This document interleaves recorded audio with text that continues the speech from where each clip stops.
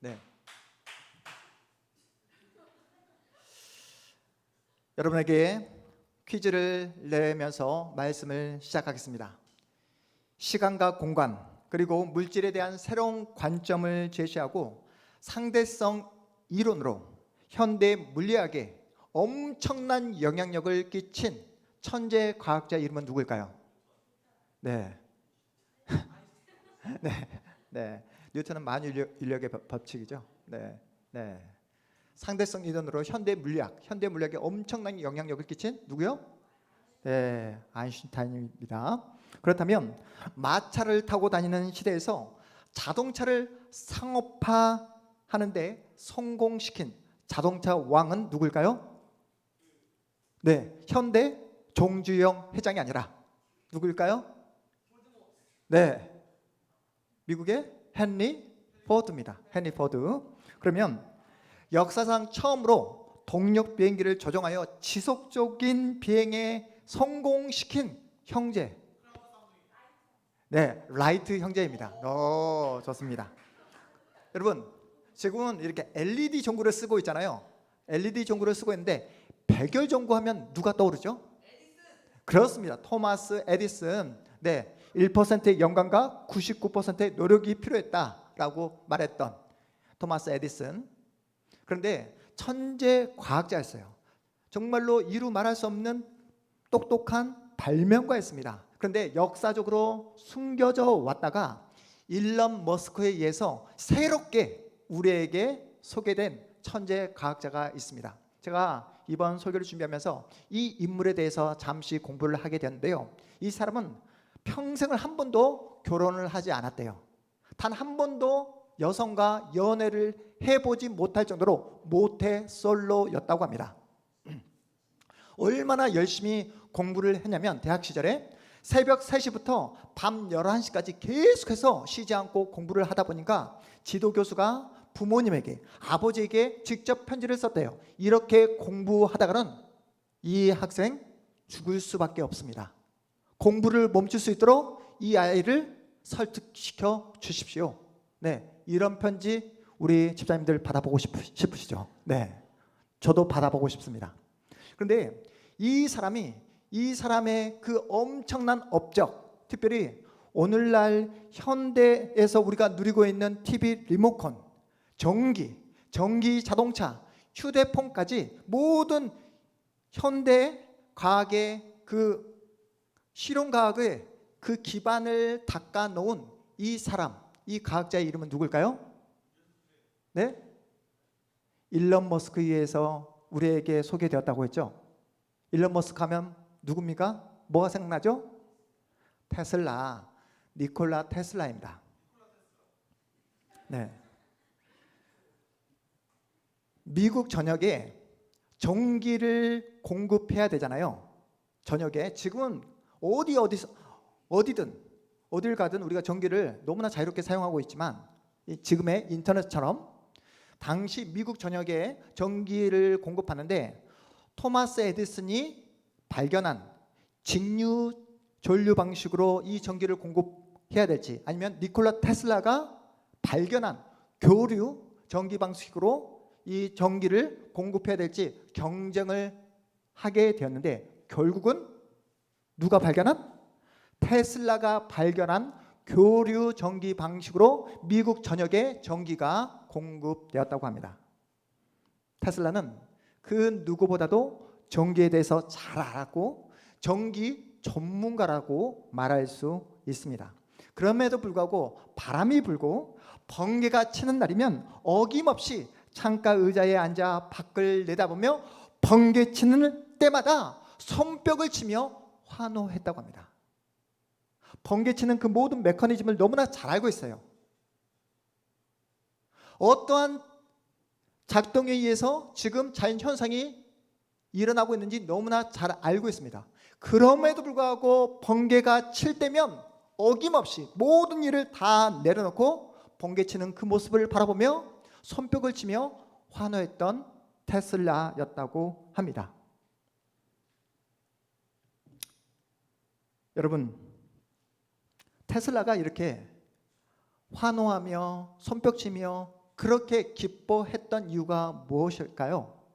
그는 전기에 대해서 또한 번개를 치는 그 자연 현상에 대해서 어설프게 알고 있는 것이 아니라 너무나 깊이 너무나 정확하게 알고 있었기에 그래서 더욱더 사랑하게 되었고 관심을 갖게 되었으며 그래서 더욱더 흥분하고 설레해 했다는 사실입니다.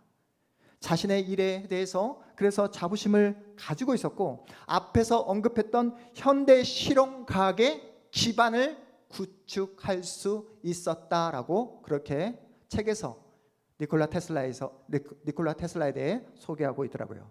그렇다면 여러분은 이 자리에 어떤 마음으로 나오셨습니까?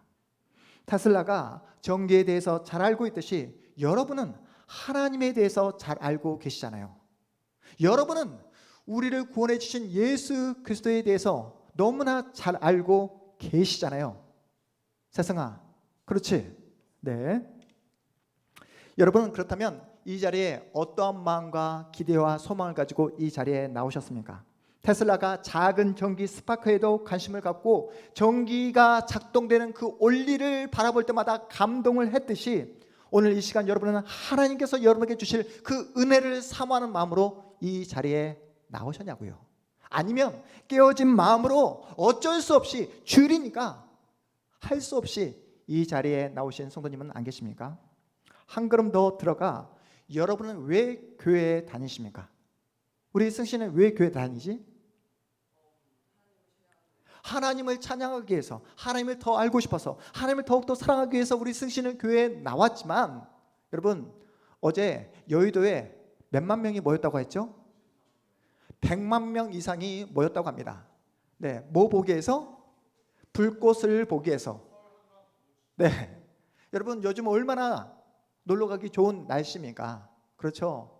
그리고 우리 집사님들 한 주 동안 얼마나 열심히 회사에서 직장에서 열심히 일했습니까? 가정에서 정말로 여러분이 할 수 있는 그 역할들을 120% 감당하셨잖아요. 우리 세연이 학교에서 얼마나 열심히 공부했습니까? 그렇죠? 그래서 오늘은 엄마 쉬고 싶어요. 더 자고 싶어요.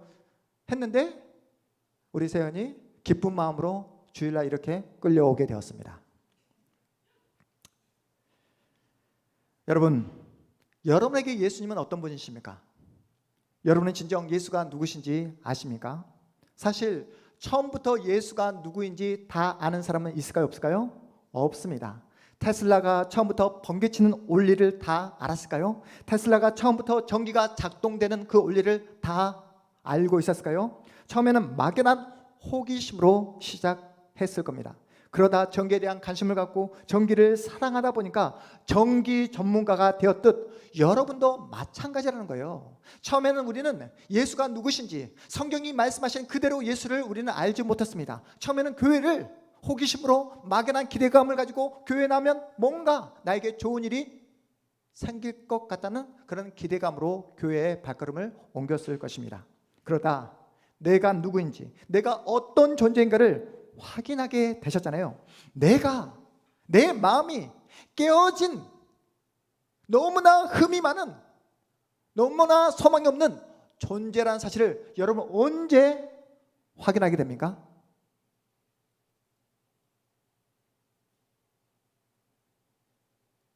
그 전에는 나 정도면 괜찮은 사람이지, 나 정도면 착한 사람이지, 나 정도면 그래도 저 사람보다 더 나은 사람이지 라고 자부하며 살아오셨다가 누구를 만났을 때?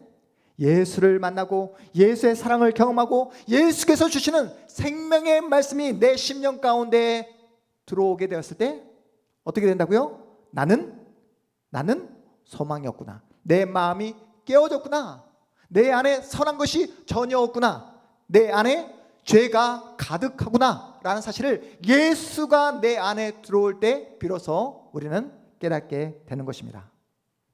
여러분, 저와 여러분이 왜 죄인입니까? 거짓말을 해서요? 세상아, 나쁜 행동해서요? 나쁜 마음 먹어서 죄인입니까? 그러면 우리 세상이 왜 죄인이죠?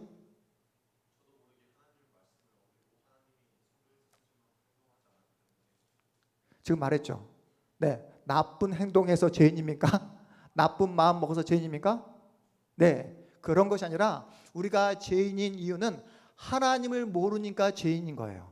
예수를 제대로 모르니까 죄인인 것입니다. 따라서 신앙이란 나는 죄인이다. 내 안에 선한 것이 없다. 나는 깨어진 항아리와 같이 소망이 전혀 없다라는 이 신앙의 고백에서 신앙이 출발하는 것입니다. 이것을 아는 자가 바로 신자이며 이것을 고백하지 못하는 자가 바로 불신자다라고 성경이 우리에게 말씀하고 있는 거예요. 하나님 앞에서 내가 얼마나 못났고 허물투성이며 소망이 없는 존재인가를 그 누구보다도 내가 더 잘 알고 있지 않습니까? 그런데 예수를 모르는 세상 사람들은 자기가 누구인지 어떤 존재인가를 전혀 알지 못합니다. 그들은 자신이 신이에요. 내가 하면 로맨스, 남이 하면 뭐라고 하죠? 불륜이라고 그렇게 자기 마음대로 선과 악을 규정해 버립니다. 자기 마음대로 살아가요. 누구의 말도 듣지 않습니다. 자신의 판단과 결정이 항상 옳다고 그렇게 고집불통으로 살아갑니다.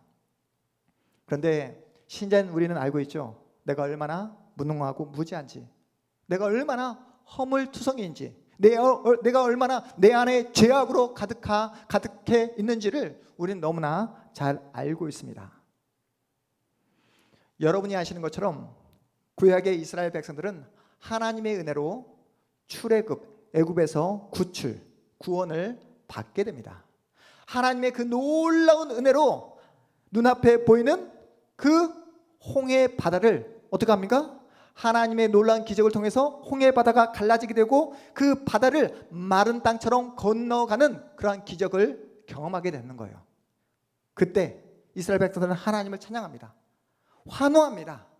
우리가 믿는 하나님이 이토록 전능하신 하나님이시구나 라고 하면서 하나님의 이름을, 하나님의 성호를 올려 높입니다. 그런데 그 홍해 바다를 건너자마자 그들의 눈앞에 펼쳐지는 현장이 어떤 현장이었죠? 바로 광야입니다. 광야.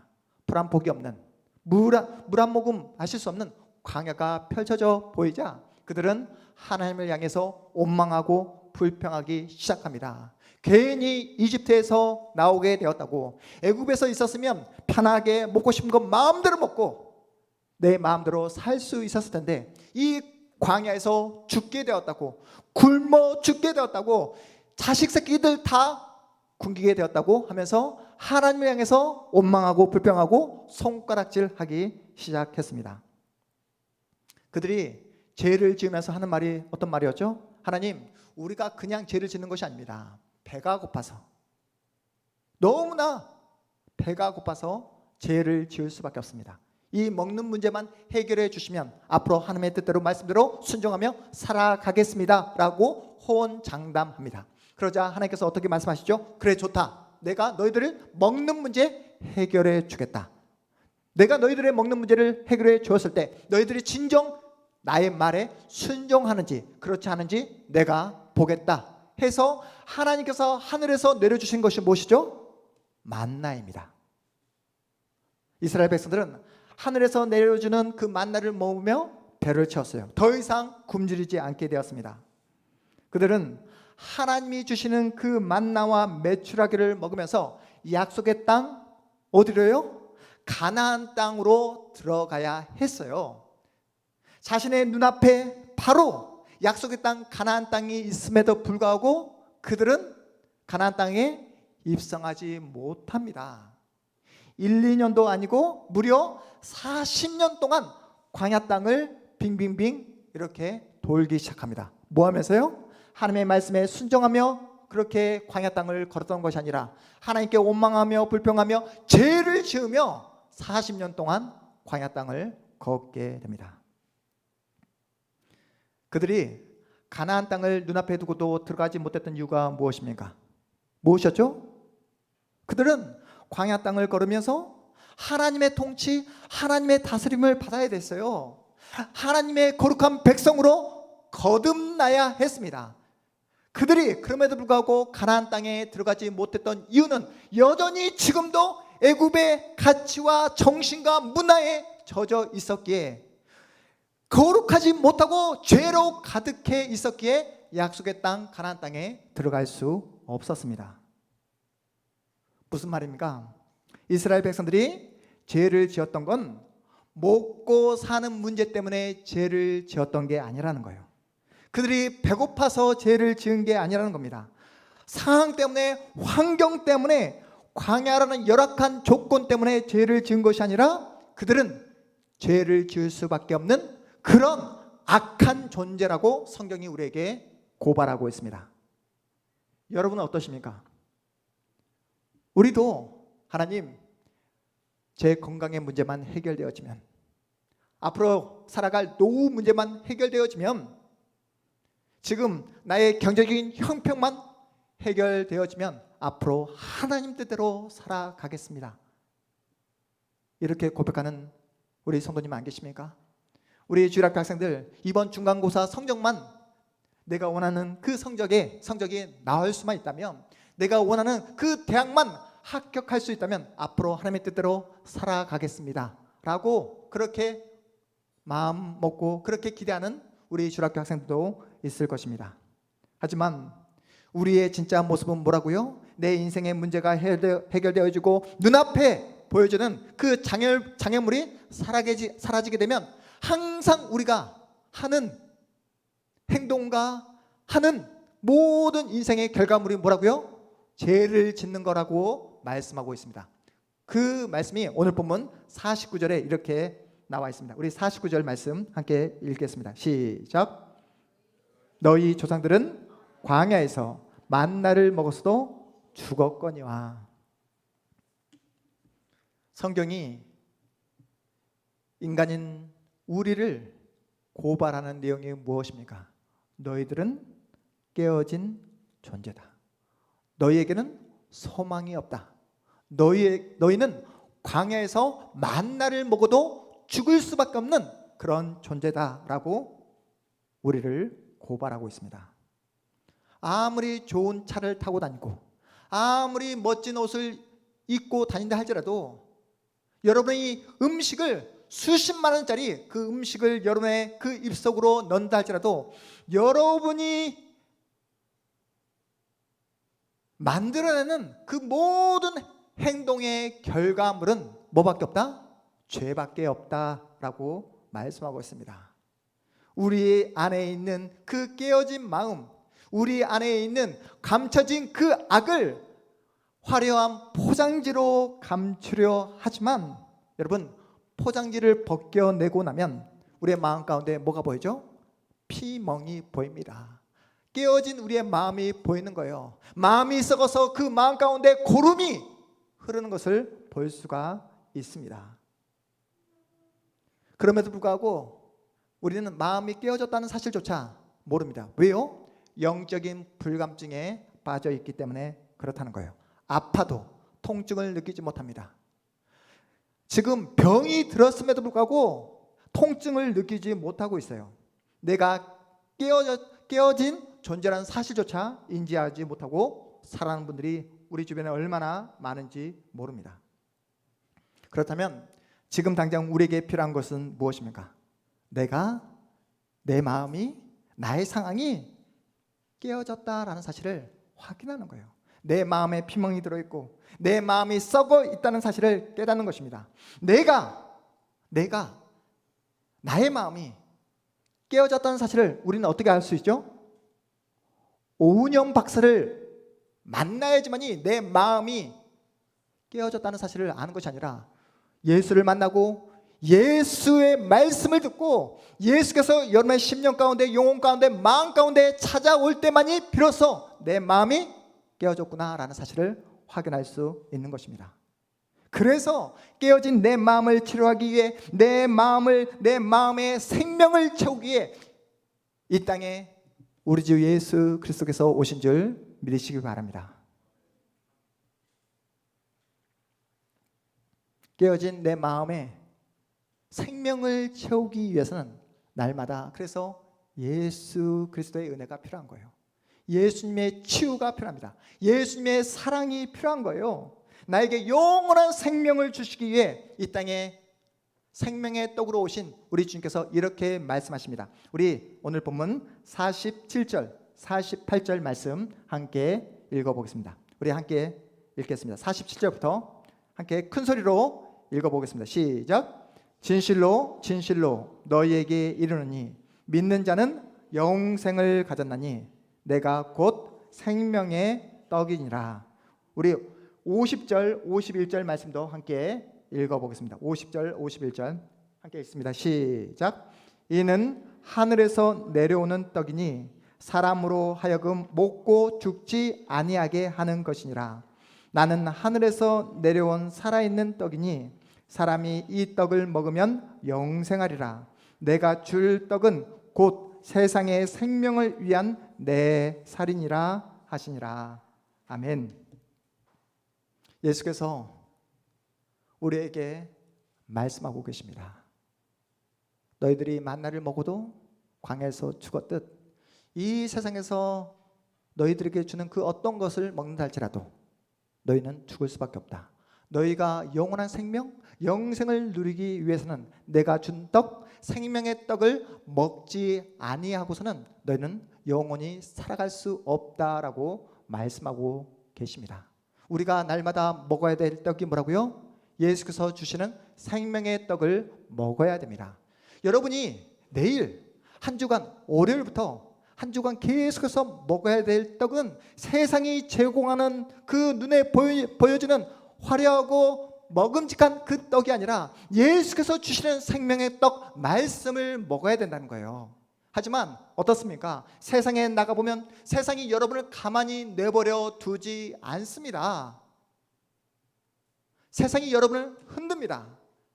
세상이 여러분을 위협하고 여러분의 마음 가운데 공포와 두려움을